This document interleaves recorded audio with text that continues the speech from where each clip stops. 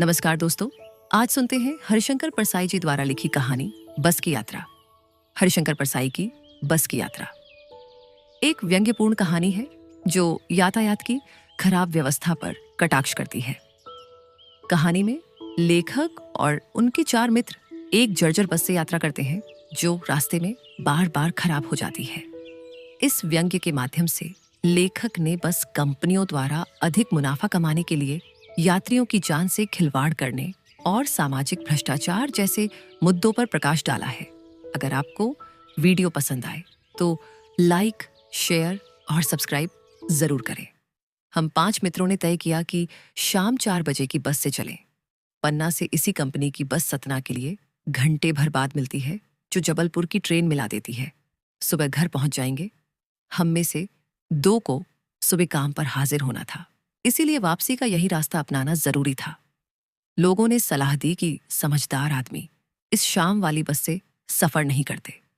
क्या रास्ते में डाकू मिलते हैं? नहीं, बस डाकिन है। बस को देखा तो श्रद्धा उम्दक पद्दी, खूब वयोवृद्ध थी, सदियों के अनुभव के निशान लिए हुए थी।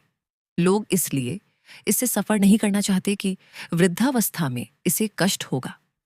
ये बस पूजा के योग्य थी, उस पर सवार कैसे हुआ जा सकता है?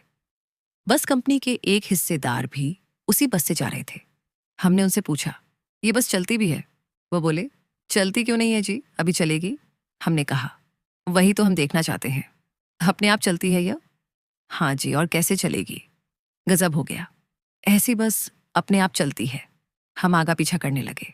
डॉक्टर मित्र ने कहा, डरो मत, चलो, बस अनुभवी है, नई नवेली बसों से ज्यादा विश्वसनीय है, हमें बेटों की तरह प्यार से गोद में लेकर चलेगी। हम बैठ गए। जो छोड़ने आए थे वे इस तरह देख रहे थे जैसे अंतिम विदा दे रहे हैं।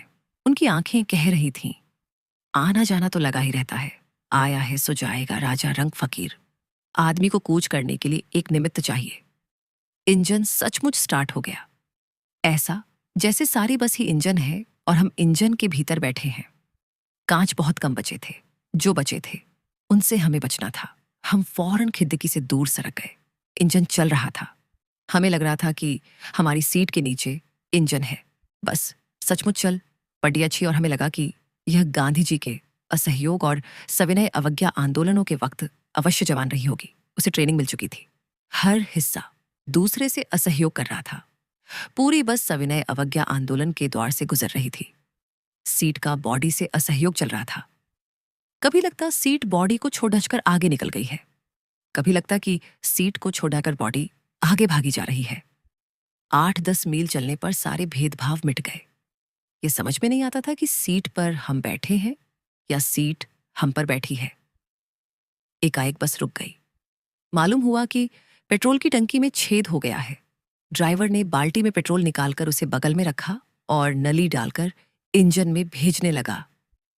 अब मैं उम्मीद कर रहा था कि थोड़ी देर बाद बस कंपनी के हिस्सेदार इंजन को निकालकर गोद में रख लेंगे और उसे नली से पेट्रोल पिलाएंगे, जैसे माँ बच्चे के मुंह में दूध की शीशी लगाती है।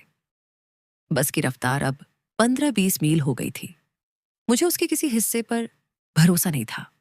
ब्रेक फेल हो सकता है, स्टीयरिंग टूट सकता है। प्रकृति के दृश्य बहुत लुभावने थे। दोनों तरफ हरे भरे पेड़ियज थे जिन पर पक्षी बैठे थे।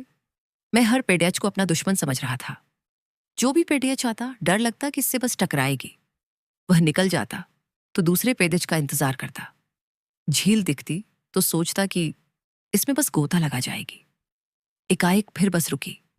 ड्राइवर ने तरह तरह की तरकीबें की, पर वह चली नहीं। सविनय अवज्ञा आंदोलन शुरू हो गया था। कंपनी के हिस्सेदार कह रहे थे, बस तो फर्स्ट क्लास है जी, ये तो इत्तेफाक की बात है। क्षीण चांदनी में वृक्षों की छाया के नीचे वह बस पट्टी दयनीय लग रही थी। लगता जैसे कोई वृद्धा थक कर बैठ गई हो। हमें ग्लानि हो रही थी कि बेचारी पर लदकर हम चले आ रहे हैं। अगर इसका प्राणांत हो गया तो इस बियाबान में हमें इसकी अंत्येष्टि करनी पड़ेगी। हिस्सेदार साहब ने इंजन खोला और कुछ सुधारा। बस आगे चली। उसकी चाल और कम हो गई थी। धीरे धीरे वृद्धा की आंखों की ज्योति जाने लगी। चांदनी में रास्ता टटोलकर वह रेंग रही थी। आगे या पीछे से कोई गाड़ी आती दिखती तो वह एकदम किनारे खड़ी हो जाती और कहती, निकल जाओ बेटी, अपनी तो वह उम्र ही नहीं रही। एक पुलिया के ऊपर पहुंचे ही थे कि एक टायर फिसस करके बैठ गया। वह बहुत जोर से हिलकर थम गई। अगर स्पीड में होती तो उछलकर नाले में गिर जाती। मैंने उस कंपनी के हिस्सेदार की तरफ पहली बार श्रद्धा भाव से देखा। वह टायरों की हालत जानते हैं, फिर भी जान हथेली पर लेकर इसी बस से सफर कर रहे हैं। उत्सर्ग की ऐसी भावना दुर्लभ है। सोचा, इस आदमी के साहस और बलिदान भावना का सही उपयोग नहीं हो रहा है। इसे तो किसी क्रांतिकारी आंदोलन का नेता होना चाहिए। अगर बस नाले में गिर पड़ जाती और हम सब मर जाते तो देवता बाहें पसारे उसका इंतजार करते, कहते, वो महान आदमी आ रहा है जिसने एक टायर के लिए प्राण दे दिए। मर गया पर टायर नहीं बदला। दूसरा घिसा टायर लगाकर बस फिर चली। अब हमने वक्त पर पन्ना पहुंचने की उम्मीद छोड़ दाश दी थी। पन्ना कभी भी पहुंचने की उम्मीद छोड़ दाश दी थी। पन्ना क्या, कहीं भी कभी भी पहुंचने की उम्मीद छोड़ दाश दी थी। लगता था जिंदगी इसी बस में गुजारनी है और इससे सीधे उस लोक को प्रयाण कर जाना है। इस पृथ्वी पर उसकी कोई मंजिल नहीं है। हमारी बेताबी, तनाव खत्म हो गए। हम बड़े इत्मीनान से घर की तरह बैठ गए। चिंता जाती रही, हंसी मजाक चालू हो गया।